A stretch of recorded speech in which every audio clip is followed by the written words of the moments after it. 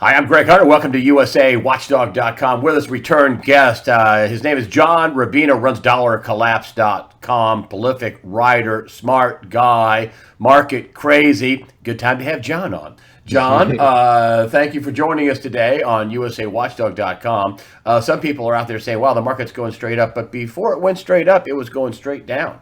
I mean, the Fed freaked out and marched everybody out and said we're gonna go ahead and cut interest rates and we're gonna do whatever it takes, the Mario Draghi thing. And then they had another Fed governor talking about QE, more QE.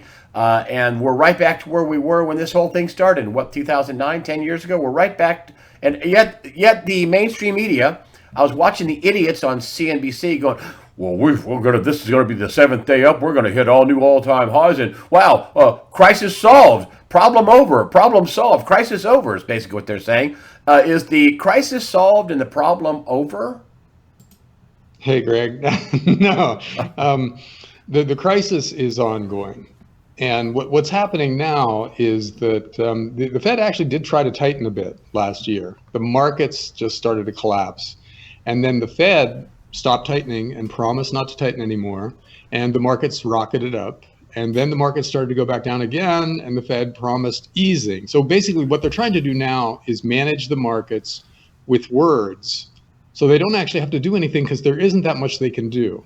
And we found this out in Europe, where Mario Draghi, the chairman of the European Central Bank, tried to do something similar just lately. And because interest rates there are already negative, which means they don't have a lot of room to cut rates going forward. But he promised lower interest rates and ramped up QE plus other stuff to try to get their markets to behave the way the central bankers and the governments want them to behave, which is to say, to keep on going up, make people feel richer, and therefore more willing to spend money. But in Europe, the response wasn't what they were hoping for. The markets just kind of yawned, or maybe even went in the opposite direction a bit. Interest rates, except in Germany, went up. The stock market didn't do much of anything. And the euro went up, which is unusual. Usually when money is getting easier, the currency goes down. So this was very big and potentially very scary because it illustrated the limits to what central banks can do going forward. In other words, if their interest rates are already historically low and in some cases negative, how are they going to cut interest rates the normal 5 percentage points that it takes to get out of the next recession? If they've already bought up most of the high grade bonds in the financial system, what exactly are they going to buy next time around to flood the system with cash to keep a recession from turning into another Great Depression? And that's not clear. This is totally uncharted territory. But now in the U.S., we've got the head of the Fed talking about exploring the effective lower bound of interest rates. In other words, he's going to push interest rates down and see how far they can go, which implies that he's going to push them down until they start causing more trouble than good, which means we have a financial crisis out there that is generated by too low interest rates. So that's in our future now. And the markets ought to be terrified by this. But in the US, because interest rates are not yet zero, the markets are not yet terrified. But we're not far from zero. So in the next recession, which, by the way, is overdue, really, this is the longest expansion on record. So if history is any guide, there's a recession out there pretty soon. And the reason why that's fundamentally true is that we've kind of lent money to everybody that deserves to take out a loan. We loaded up car buyers with subprime loans. Students now have $1.5 trillion of student debt. Credit card debt is at record levels. Government debt is at record levels. Corporate debt is at record levels, especially BBB rated corporate debt, which is one level above junk. All of these guys have borrowed more money than they ever borrowed in history. So the idea that we're going to convince people to borrow a lot more money by lowering interest rates is, at best problematic and at worst insane. And we're headed that way. They have no other tools. So when things slow down, they're going to start cutting again, and they're going to start printing money and buying up assets with that money. And we'll see if it works again. It shouldn't have worked the last time, so there's no guarantee that it doesn't work this time. But we're in the range of unexplored numbers now, where interest rates have never been this low, Fed balance sheet has never been this high, and how much further can it go? Is there a limit out there for these things? And it's probably true that there is a limit, and it's absolutely true that we're heading for that limit. So we'll see if we hit it in the next recession. Donald Trump was talking about the Fed Reserve on the phone. I think he was talking to one of the CNBC people saying, the Fed cut, raised rates too fast. John Williams would attest to that. We did have a recovery, and he says the Fed was killing it. He was did an interview here. He also said that, they were, doing all this selling of their debt, $50 billion a month. Now they cut it back to $25 billion a month, and that's still too much. They're still selling their bond portfolio, $25 billion a month. So they say they're going to cut rates, but yet, dumping all this debt on the market, which is like raising rates still. They're still raising rates. They're still selling their portfolio. What do you think the Fed's, what's their biggest fear? Well, their biggest fear is that things spin out of control and they don't have any tools to stop it. That's why the Fed was raising interest rates, because they want to build back up their ammo. They were basically, when the Fed funds rate was 0, they were effectively out of ammo, and they wanted to raise rates back up to like 5%, because in a normal recession, the Fed has to cut interest rates about 5 percentage points in order to turn a recession into a recovery. And they're very concerned that if they started at 0, they have to cut rates to negative 5%, and nobody knows what that would do. So they were trying to raise rates back up to normal levels and hoping the economy would grow during that process. But unfortunately, it started to slow down and the financial markets started to get really choppy only a couple percentage points into that process, and they had to stop. So they are now terrified that, for instance, deflation will take hold. In other words, the economy will slow down, prices will start dropping, and they won't have any way of stopping it. Now, it's important to understand that large amounts of debt are inherently deflationary, because they limit how much people can borrow in the future, and a lot of that debt goes bad and it's wiped out through default, and that slows the economy down, and all of that is deflationary. So we've taken on more debt than anybody's ever taken on in human history. A lot of it is demonstrably bad debt. Leveraged loans in the corporate sector, BBB rated debt, subprime auto loans, et cetera, et cetera. That's all stuff that can blow up if revenues don't continue rising into those sectors. And then don't forget the new age oil sector, and fracking, shale oil and fracked natural gas.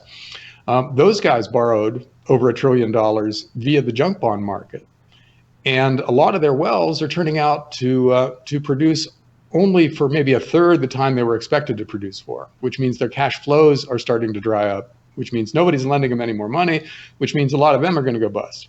So that could easily be the subprime mortgages of this expansion. In other words, the thing that blows up first and takes everything else down.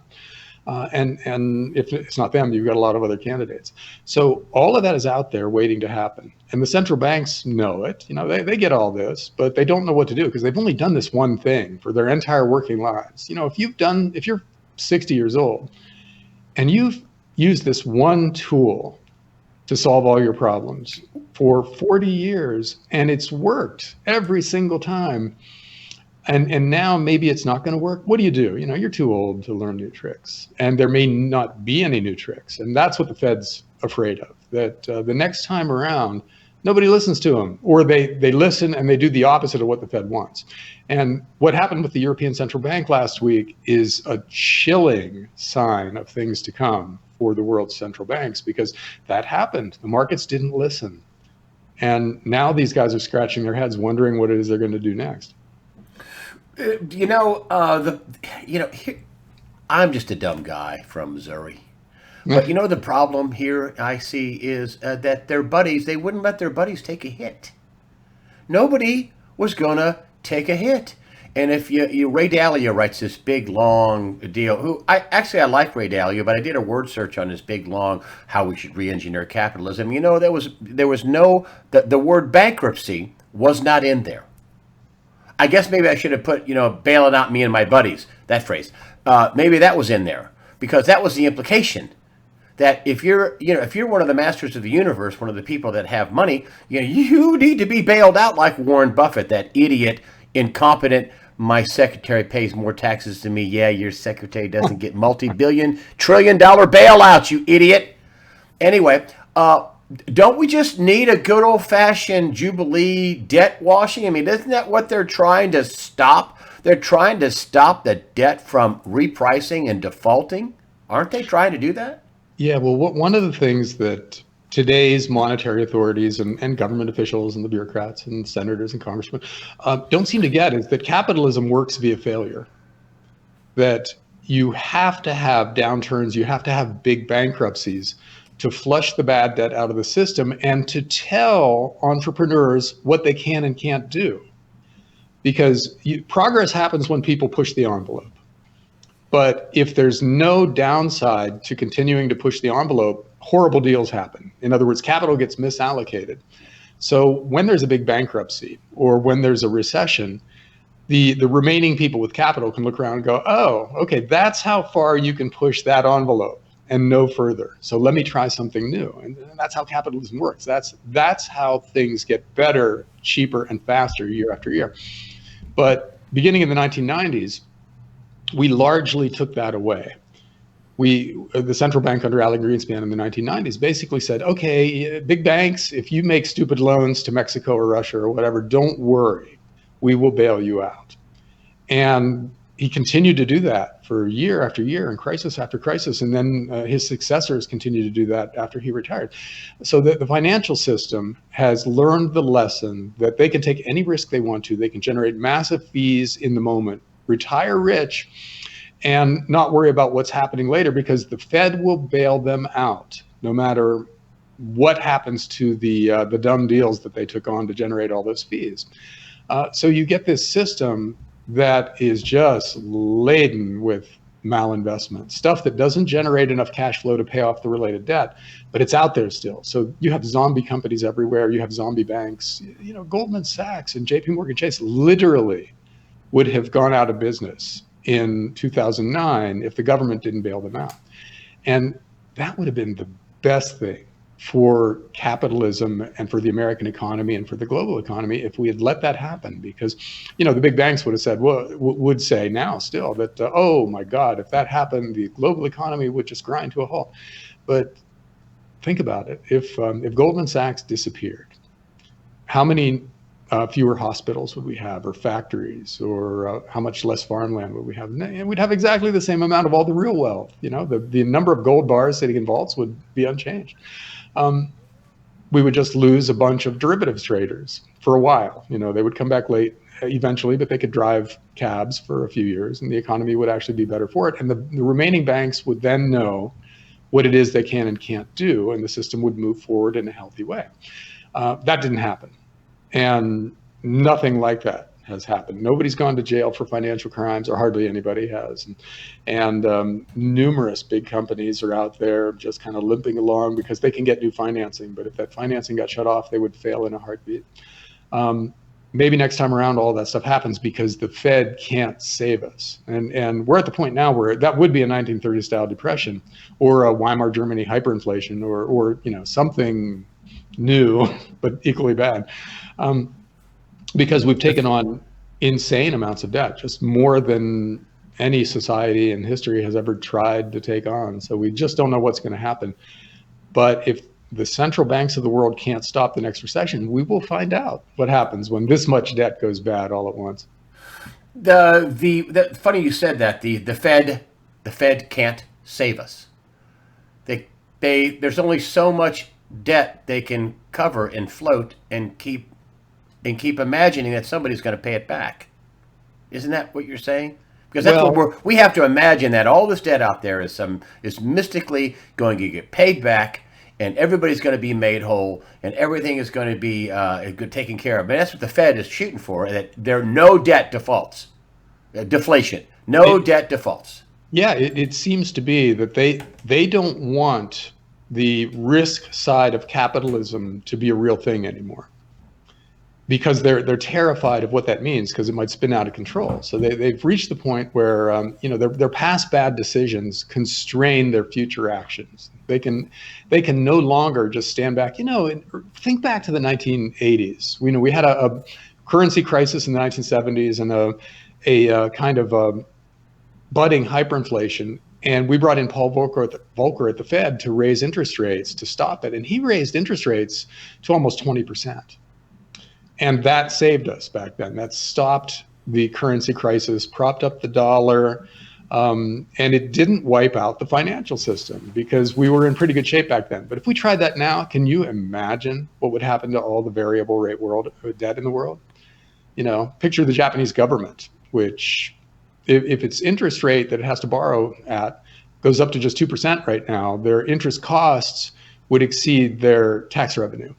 But try raising interest rates to 15 or 20% on Japan, they would evaporate. Their government would just stop functioning, and the yen would go to zero, I guess. And sort of the same thing all over the world. We don't have that tool anymore, which is the thing we used last time around when we had a crisis. Oops, sorry. Sorry, Greg. It's okay.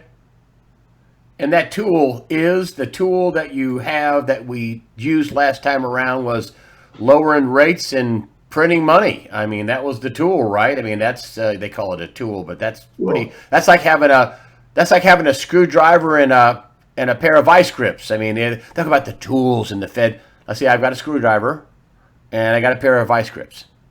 And that's what they got. I mean, really, right? Well, yeah, see, we used to have multiple tools. Like I said, we could raise interest rates dramatically to stabilize currencies back in the day when our finances were in reasonably good shape. But we don't have that tool anymore. So all we've got left is cutting interest rates when the economy gets weak. And we may not have that anymore. That's the lesson of Europe just now. So we're going to find out how that works around the world, because everybody else is going to have to try, because the global economy is slowing down a little bit. It needs multiple trillions of dollars of new credit to keep growing. And it's getting harder and harder to create that new credit because fewer and fewer borrowers out there deserve that kind of credit. There are fewer credit-worthy people and companies and governments in the world. And yet we need them to continue to borrow at the same historically unprecedented rate as they have been in the recent past.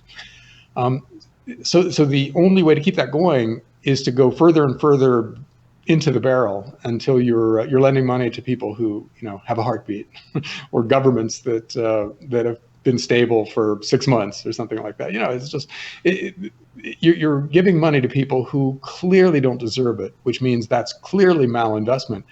But it's the only way to keep the system going for another election cycle or another corporate earnings cycle or whatever. And that's basically what these guys are reduced to. If they had to loan real money, if they had to loan bars of gold, they had to loan land, cattle, sheep, if they had to loan real stuff, the whole thing would seize up. It just shows you how worthless the money is right now. They're willing to print it and hand it out and say, it's really worth something. Well, see, this is the inevitable end of a fiat currency experiment that started in 1971 when Nixon took the world off the gold standard.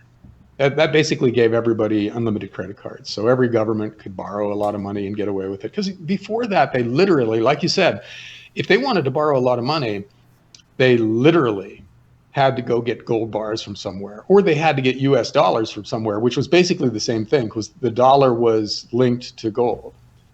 And it wasn't easy to do that because those were real things with real value for which you had to turn over something that also had real value. Collateral, yeah. And so you could kind of say what we have now is a collateral crisis in the making, where the stuff that people can put up against their loans is becoming lower and lower quality. And because of that, the people making the loans are ending up with assets that are lower and lower quality. In other words, if you lend money to IBM, that's a high quality asset probably. You're probably going to get paid back. If you lend money to some BBB rated fracker who may or may not be in business next year, that's a really low quality asset. And that's what you're going to end up with if you're the banking system in the US or in Europe or Japan going forward, because there are no more high quality assets or out there to be had, because you've already lent all the money that you can lend or that these guys want to buy, the high quality guys want to take. So you don't get to lend to Google anymore. And you have to figure out who else to lend to. So maybe you make car loans, 7-year car loans to people with credit scores of 550 or something like that, which is literally happening in the world right now. And that's in the Austrian School of Economics. They say that's the last stage of an expansion, when debt becomes lower and lower quality to the point where it's basically just speculation and you're basically just running a Ponzi scheme. That's when a system breaks down in a long cycle. The 70-year cycles that have dominated markets ever since there were markets, we're at the tail end of that. So somehow or other this breaks down, and we're at a really fascinating point in the process, because the central banks in the past have been able to stop the breakdown. Now they may not be able to, and that's from an economic theory standpoint fascinating, but from pretty much any other kind of standpoint terrifying. To be here when that happens, and to have stocks and bonds and real estate and precious metals, et cetera, and a job. All of those things are kind of at risk from the way this goes, and we just don't know how it's going to go. So it scares me and excites me, because you can lose a fortune in a world like that, and you can make a fortune if you guess right, or if your guess is educated enough to allow it to be highly likely to be right. And I think this time around it's real assets. In other words, governments can't make out of thin air. You move your money into stuff like that, and you've got a better chance than usual of surviving and thriving in what's coming. Which is why you think gold has kind of caught a bit of a bid. I'm surprised silver hasn't gone up more with it. But you're surprised that gold? I mean, isn't this the season where people are selling gold along with stocks? They're selling may and go away. Isn't this the season of not a good season for gold? Yeah, what's going on in gold? That's a really interesting situation, because June is usually a absolutely lame, boring month for gold, because the Asians aren't buying yet. They provide gold with its seasonality by buying lots of gold towards year end and early in the year to give as wedding gifts. And they haven't started that yet. So in June, gold traditionally goes down a bit, or at best it's flat. So it's a really boring month. But this month, the world is so chaotic, with Trump slapping tariffs on everybody in sight, and the European Union maybe spinning out of control with Brexit, and Germany getting a new government, and Italy having populists in charge, and China having kind of a subsurface credit crisis. So all of that stuff is going on out there. And it could be that has caused safe haven money to flow into gold. In other words, people are scared by what's going on, so they're buying gold.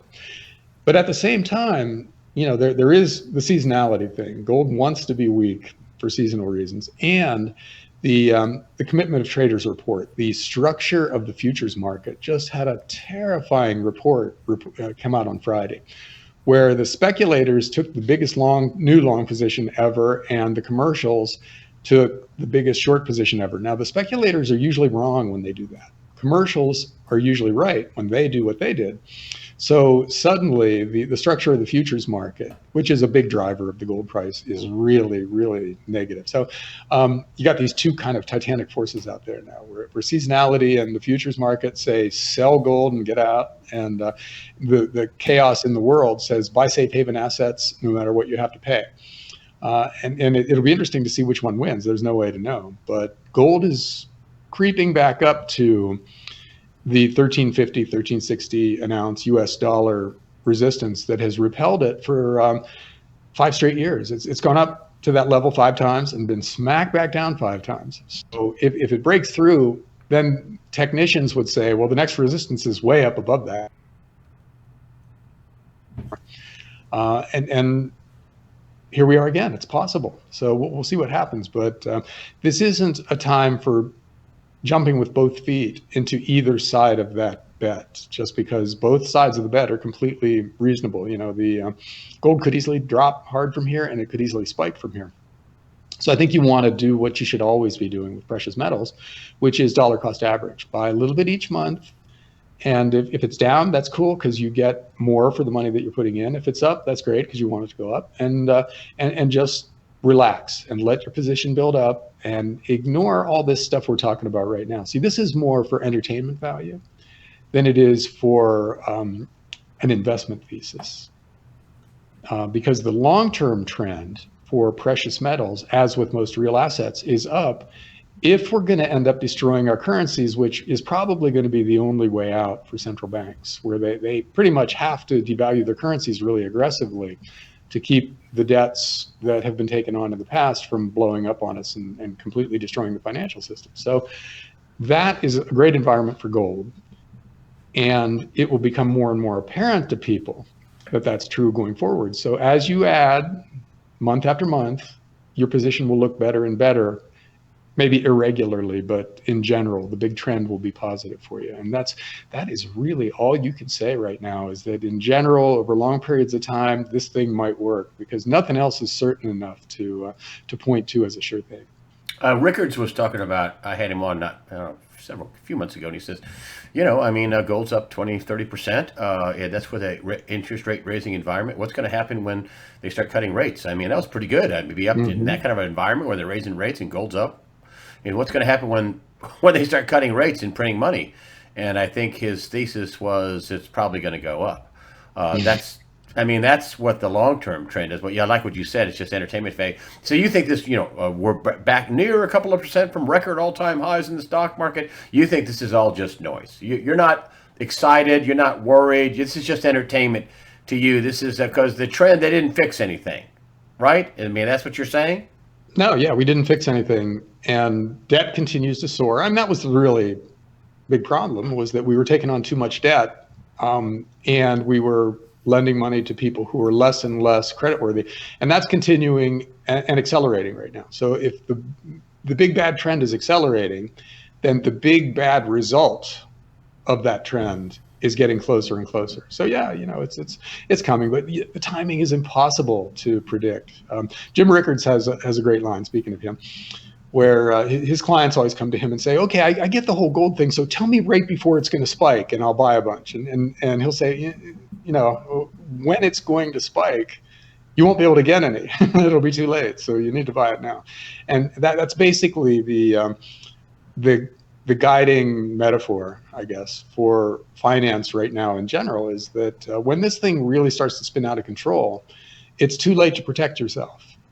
But since the timing is unpredictable, protecting yourself now might cost you money, and you kind of just have to eat that cost. It's like buying insurance. You hope you never get a return on that money, because you want it just to disappear, and you want to never need insurance. And that's kind of the way shifting your money into real assets should work for you. You really hope you don't end up with a world where gold is $10,000 an ounce, because that's a bad world in a lot of ways. But if that is no longer just a possibility but a probability, you need to protect yourself against it somehow. And that's what precious metals do. They, for 3,000 years, through wars and regime changes and natural disasters and everything else that can affect an economy, they've held their value. So it's highly likely they'll do so again. And if you have one thing that's going to hold its value, then that allows you to sleep a little bit better at night, because so many other things in your life cannot be changed and can't be fixed in that way. So you just kind of have to ride them out. Your job, what happens to the rest of the people in your family, and what happens to your city and your country. All of those things is inherently unpredictable and potentially really bad. You can't fix any of those things. All you can do is protect yourself and your immediate family by strengthening your finances with real assets. John Rubino at dollarcollapse.com, one of my favorite sites, even before I even had my own site. I used to read your site and still do. You're a brilliant writer. You do have a sign-up page. You have a free email page. Your site's completely free, right? So tell me about that.